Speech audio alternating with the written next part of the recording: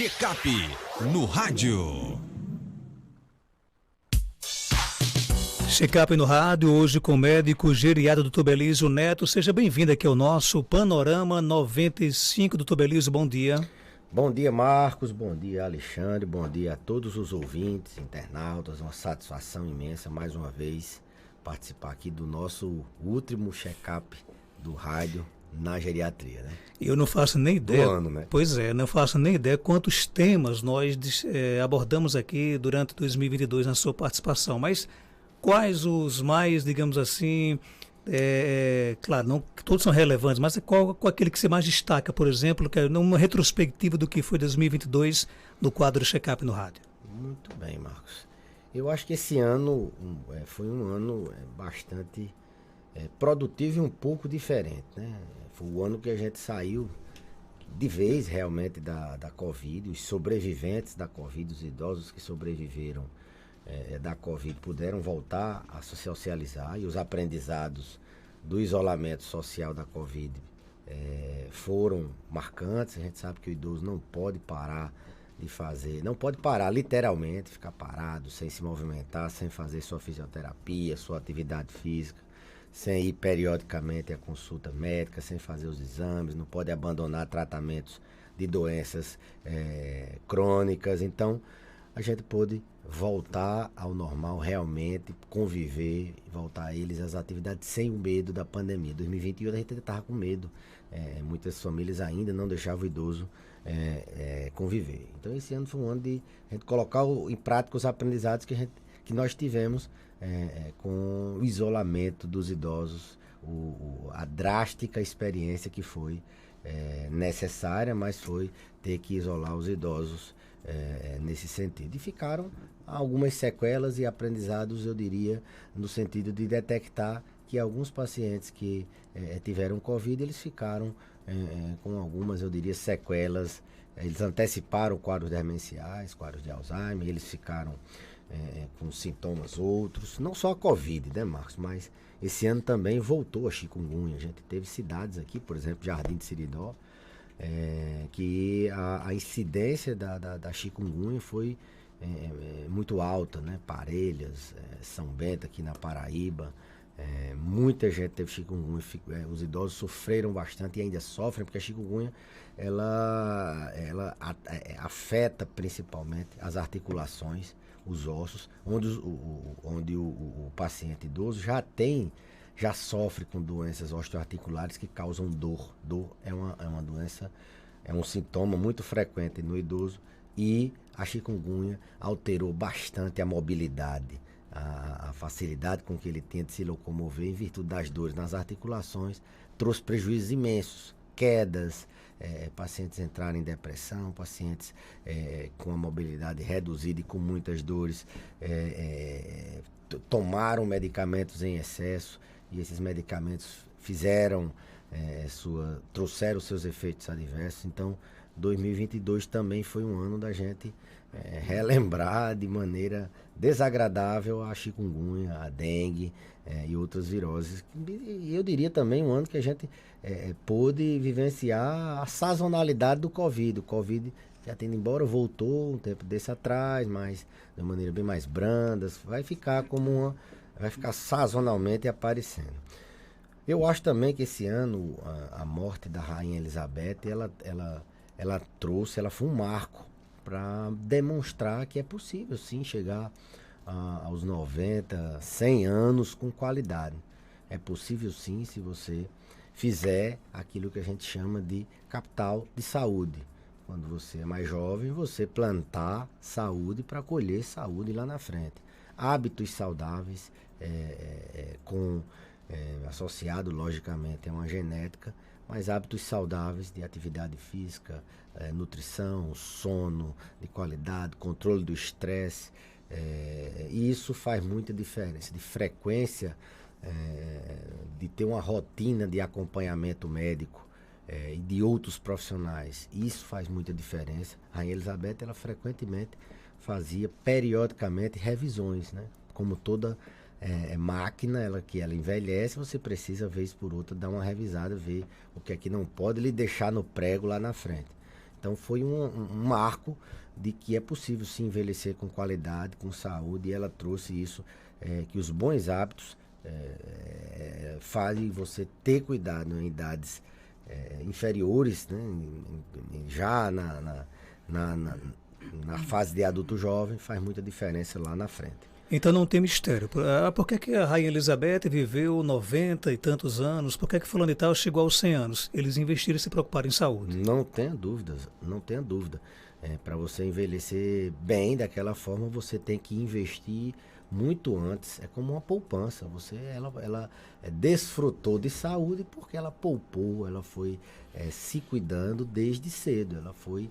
E nunca é tarde para começar, né? Agora eu já estou com 60, já estou velho. Vocês estão dizendo aí que é para começar desde antes. Nunca é tarde para começar. Nunca é tarde para aprender. Nunca é tarde para começar a modificar seus hábitos e a colocar em prática uma rotina, uma rota de envelhecimento saudável. Não envelhecer de maneira deletéria, com muitas doenças. 2022 também foi um ano onde o Alzheimer teve um destaque, em virtude de não só a nível mundial, mas a gente aqui trouxe a semana do Alzheimer, a gente reabriu nosso grupo de cuidadores lá na faculdade, a gente fez o setembro lilás, com orientações, uma semana de eventos relacionados à demência de Alzheimer, mas tivemos novidade a respeito das medicações, né, que é o que todo mundo tem. Assim, todo mundo quer, né, a cura da doença. Então, 2 novas medicações foram aprovadas pelo FDA, né? Tiveram o aducanumab foi aprovado, mas se bem que o aducanumab já no final do ano passado, começo desse ano. E o lecanemab, que é a nova medicação que agora em novembro foi publicada. Então, 2 novas drogas estão aumentando nosso arsenal de tratamento para a doença de Alzheimer. No Alzheimer, que a gente também esse ano fez questão de combater bastante a questão dos fatores de risco, né? Porque você tem alguém na família que você naturalmente vai ter, você pode modificar o rumo da história combatendo os fatores de risco da doença de Alzheimer, tratando a audição, evitando perda auditiva, estimulando a cognição, a mente, fazendo aquelas medidas de prevenção que previnem doenças no coração, previnem também no cérebro, como eu já falei anteriormente, controlando a pressão, controlando o diabetes, controlando o estresse, o sono e assim por diante. Então, o Alzheimer, na demência de Alzheimer, tivemos, no meu ponto de vista, esses destaques. Esse ano também eu falei muito sobre a questão de o cuidador ter uma rotina fixa, principalmente aquele cuidador não, do paciente idoso ter aquela rotina. O que a gente observa é que muitos têm a questão do ócio, eles não têm assim uma rotina de obrigações mínimas, uma rotina de atividades, ou se tem, não é planejada, não é organizada, ele faz um dia ele faz uma coisa, outro dia ele faz outra. Então a gente orientou por várias vezes a importância de se ter um planejamento de em cada hora o que é que o idoso vai fazer. Tal hora, de 9 horas, é a hora do lanche, é a hora da atividade física, é a hora de tomar o banho, é a hora de tomar a medicação, é a hora dele ligar para um familiar, é a hora dele fazer a atividade de estimulação mental, fazer o pintar, é a hora dele. Então, assim, ter essa rotina fixa facilita bastante que o idoso não tenha assim, uma inatividade, que ele não deixe de exercitar a sua mente e deixe de exercitar também o seu físico. Então, a gente bateu muito nessa questão de uma rotina fixa para ele, para os idosos. E pensando também em facilitar, diminuir a sobrecarga dos cuidadores. Foi um tema que a gente também falou bastante aqui, foi o estresse do cuidador, a importância do cuidador estar bem para poder cuidar bem. Aqueles cuidadores que ficam de domingo a domingo, de seca a inverno, de inverno a verão, eles sofrem muito com a sobrecarga e isso não era visto pelas famílias muitas vezes, não é visualizado, e esse cuidado fica deficiente, ele fica sobrecarregado e torna-se vulnerável a doenças como, por exemplo, a depressão, a ansiedade e todas as outras doenças que a gente pode assim, elencar para qualquer pessoa normal. Então, Marcos, eu acho que foi um ano onde a gente pôde assim, destacar, hoje a gente pode destacar alguns temas que em 2002 foram diferentes dos outros anos. A gente tem muitos anos já aqui no check-up e que a gente traz como reflexão para que as pessoas possam rever nos programas, nas redes sociais, no YouTube, tá lá todos os programas, e colocar em prática aquilo que ela já tinha visto e não tinha colocado em prática ainda. Tem pergunta aqui no nosso WhatsApp, 99205-3030. Cadê Suênia? Bom dia. Bom dia, Marcos. Bom dia, doutor Belísio. Doutor Belísio, eu gostaria de fazer 2 perguntas ao senhor e tirar essa dúvida que eu tenho. Minha mãe se trata do Paxo há 8 anos. Então, eu gostaria de saber do senhor se existe um exame para constatar o Paxo, que ela tem mesmo o Paxo, porque eu tenho dúvida que ela não tenha o Paxo. Então, já faz esse tempo todinho que ela se trata do Paxo e ela está muito magrinha, perdendo peso, direto ela perde peso, muito peso. Ela era uma pessoa que pesava os seus 80 quilos, pode-se dizer, e agora ela está pesando uns 50 e pouco. E eu acho assim que eu tenho dúvida, sabe, doutor Belísio? Eu tenho dúvida se é mesmo o Paxo que ela tem. Então, eu gostaria de saber se existe um exame que prove que ela tem o Paxo.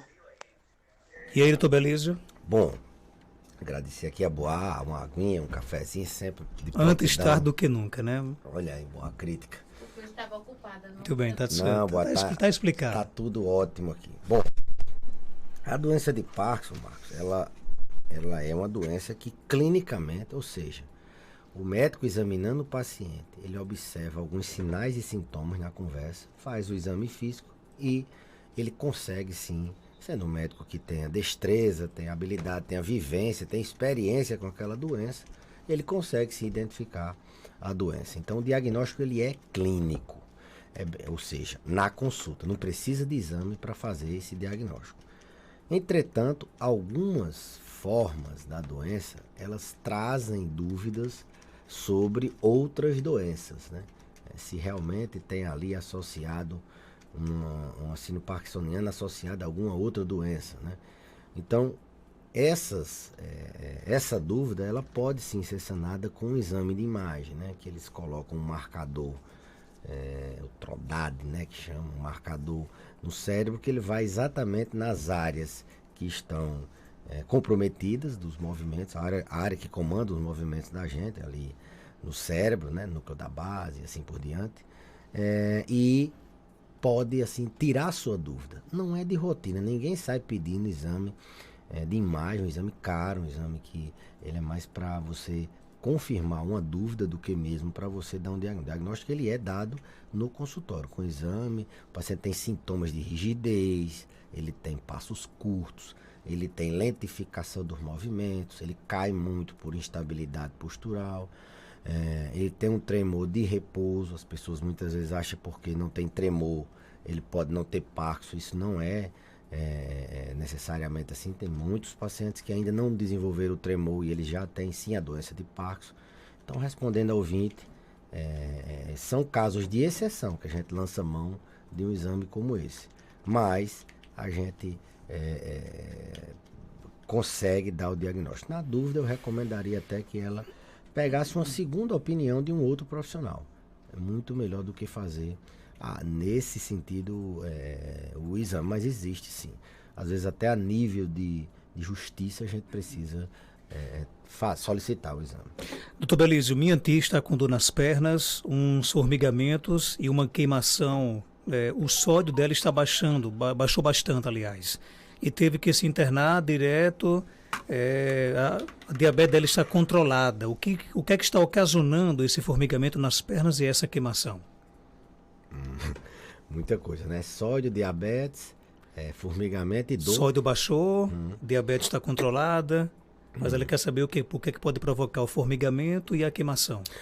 Pronto. O paciente que tem diabetes, ele tem, independente de qualquer outra situação, nesse caso aí uma alteração do sódio, ele tem uma propensão maior a uma complicação do diabetes na inervação. Ou seja, ele pode ter o que a gente chama da neuropatia diabética, que é a agressão da glicemia, do açúcar, nas terminações nervosas. E isso faz com que ele tenha sintomas de queimação, de formigamento, de dormência, principalmente, inicialmente, nas extremidades. Percebe muito nos pés. Tem essa sensação e muitas vezes ele perde a sensibilidade de dor, calor, perde a sensibilidade em geral nas extremidades, principalmente dos pés. Então, a diabetes, por si só, ela causa diretamente essa neuropatia, essa destruição da inervação que faz com que o paciente tenha a sensação de formigamento, de queimação, de dormência. A diabetes também ela tem uma complicação vascular. Ela agride nossos vasos sanguíneos, assim vamos dizer, em especial as artérias. Então, ela agredindo as artérias, ela gera uma vasculopatia diabética que pode, nas extremidades dos pés, por exemplo, causar sintomas parecidos com o da neuropatia, dormência. Lógico que no exame físico a gente consegue detectar se aquilo é neuropático ou se aquilo é vascular. Se aquilo é por causa Mas o começo é o diabetes. Então, o diabetes pode sim, ela ao longo do tempo, tem as complicações da doença. Dentre elas, nós temos a neuropatia diabética, que causa formigamento, dormência e assim por diante, e a vasculopatia diabética também. Tem mais perguntas? Bom dia. Bom dia, Marco Jantas. Bom dia, doutor Belísio. Doutor Belísio, me diga uma coisa. Digamos que eu sou sedentário. Aí eu chego a 60 anos sedentário. Se depois dos 60 anos eu resolver, como se diz, ter uma vida ativa, fazer exercício, caminhar, etc.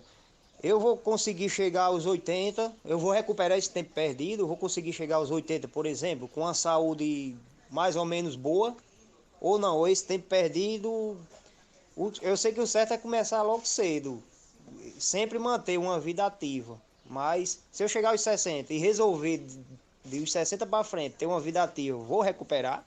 Doutor Belísio? Excelente pergunta. A gente já tem, assim, na literatura, respostas para esse tipo de pergunta, né? Aquelas pessoas que começaram só aos 60, só aos 70, elas têm benefício? Qual o benefício? Será que recupera?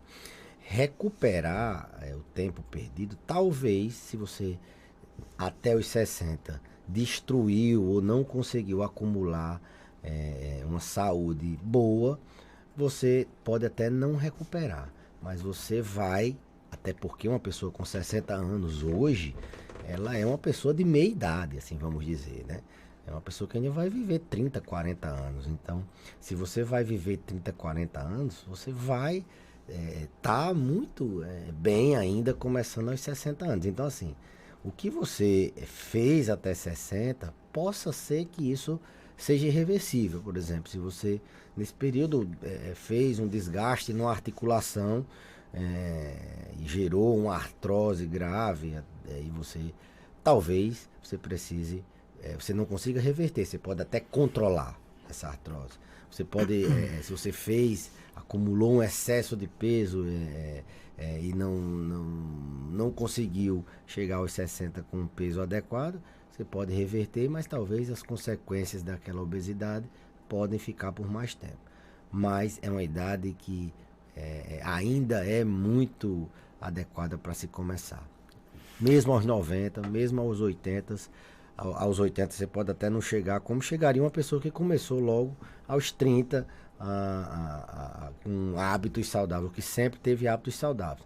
Mas daqui para frente você vai sentir a diferença já na primeira semana. Você começa a ter menos indisposição, você começa a dormir melhor, você começa a ficar mais alegre, você começa a ter uma atitude mais positiva. Então a atividade física, os hábitos saudáveis, eles têm impacto a curto, a médio e a longo prazo.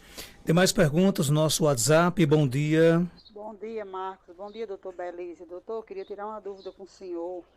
A minha avó, ela já tem 90 anos e ela passou agora há pouco tempo por uma internação, ficou internada 13 dias no hospital, teve uma pneumonia e depois que ela chegou em casa, se tratou lá que chegou em casa, ela não tem reagido bem, não quer se alimentar, dormindo muito, é o tempo todo dormindo, é um sono que não tem fim, sabe?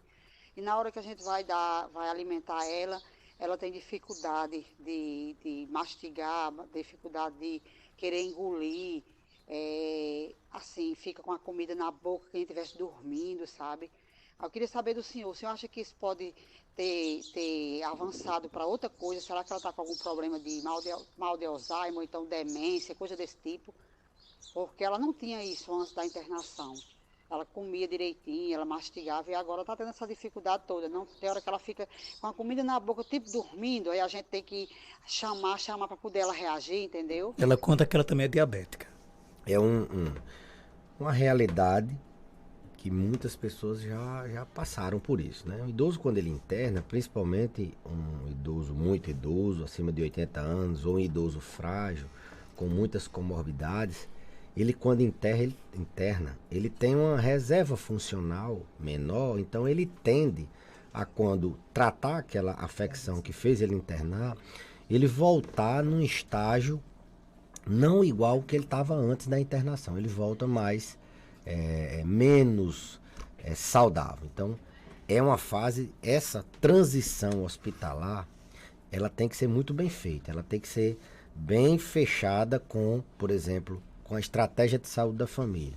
Vai planejar uma alta, você tem que primeiro planejar uma alta segura, com o paciente minimamente com condições, com critérios de alta. Um paciente muito idoso, esses critérios muitas vezes eles não são os mesmos de um adulto jovem, mas você linkar bem quem é que vai seguir esse idoso após a alta, porque ele vai precisar, nesse caso, vai precisar de fonoaudiólogo para fazer com que ele melhore essa alimentação, vai precisar do teor da alimentação, vai precisar de um médico assistente para que ele possa identificar alguma doença que possa estar ali no pós-alta.